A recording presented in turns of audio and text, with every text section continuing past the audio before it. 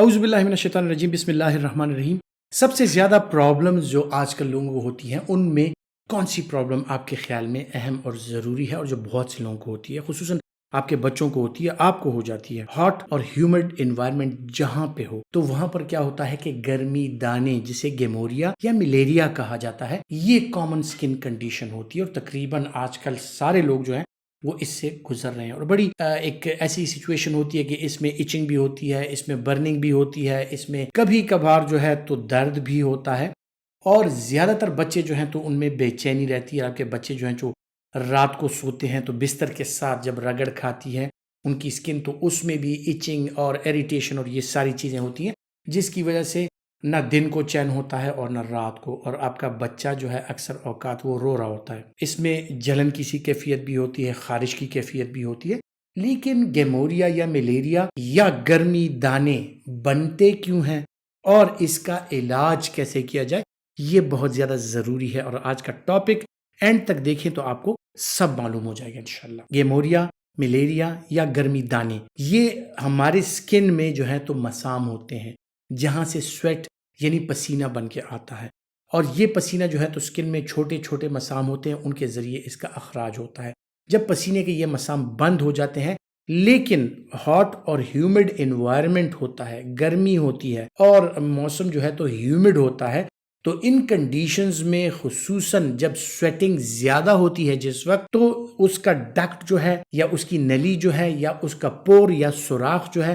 وہ بلاک ہوتا ہے، اور یہی سویٹ جو ہے سکن کے اندر رہ جاتی ہے، یہی پانی کا بلبلہ جو ہے سکن کے اندر رہ جاتا ہے، جس میں نمکیات بھی ہوتی ہیں، جس میں پانی بھی ہوتا ہے، اور اس کی وجہ سے سکن پر بمپ یا دانہ یا چھالا سا نکل آتا ہے، جسے گرمی دانے کہا جاتا ہے۔ اور یہی گرمی دانے جو ہے جب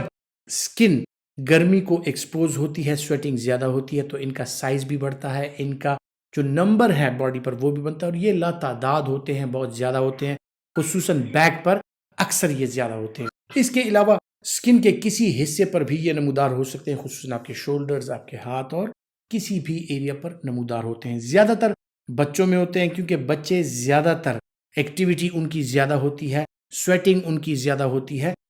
دھوپ میں گرمی میں وہ زیادہ کھیلتے کودتے ہیں، تو اس وجہ سے بچوں میں یہ کنڈیشن عام ہے۔ پھر خصوصاً وہ افراد جو گرمی میں کام کرتے ہیں، فیلڈ ورک ان کا زیادہ ہے، ان لوگوں میں بھی سویٹنگ زیادہ ہوتی ہے، اور گرمی دانے نکلنے کا جو عمل ہے وہ زیادہ ہوتا ہے۔ تو گرمی دانوں کے نکلنے کا اس کی وجوہات جو ہیں اور کس طرح نکلتے ہیں، یہ تو میں نے آپ کو بتا دیا۔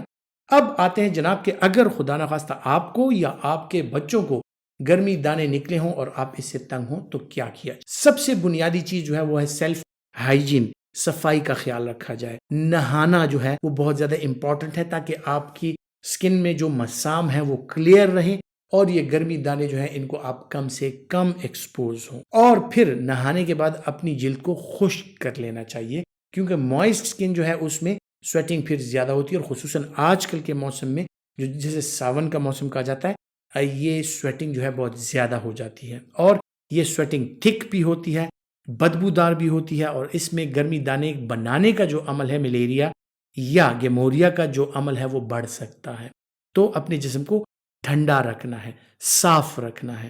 کھلے اور ہوادار کپڑے پہننے، کیونکہ ٹائٹ کپڑے پہننے سے بھی یا جو کم ہوادار کپڑے ہوں ان کے پہننے سے بھی اکثر یہ گرمی دانے جو ہیں یہ زیادہ ہو جاتے ہیں، جس طرح کے نائلون یا ریشم کے کپڑے یا اس طرح کے کپڑے اگر استعمال کیے جائیں تو ان میں زیادہ ہوتا ہے۔ لیکن اس کے برعکس ململ کا کپڑا اگر استعمال کیا جائے، یا خصوصاً جو آج کل کاٹن کے کپڑے ہیں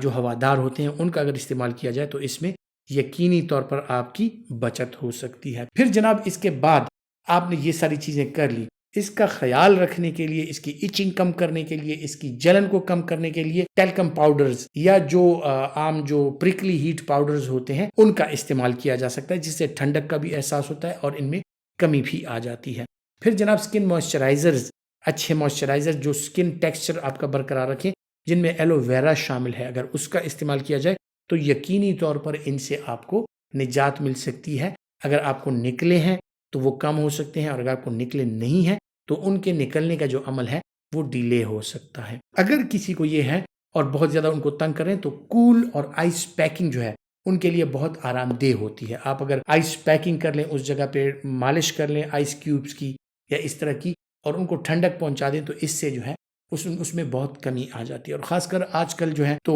پرکلی ہیٹ کریمز بھی اویلیبل ہیں، ان کا اگر آپ استعمال کریں تو یقینی طور پر اس میں جو ہے خاطر خواہ بہتری آ جاتی ہے. ٹھنڈے انوائرمنٹ میں رہیے، دھوپ کا ایکسپوجر کم سے کم کیجیے. جو ندی نالوں یا نہروں میں نہانے والے لوگ ہیں وہ صاف پانی سے اگر نہائیں تو ان کی سکن صاف ہوتی ہے، یہ مسام بند نہیں ہوتے. آپ کی سویٹنگ اگر ہوتی ہے، سویٹنگ کے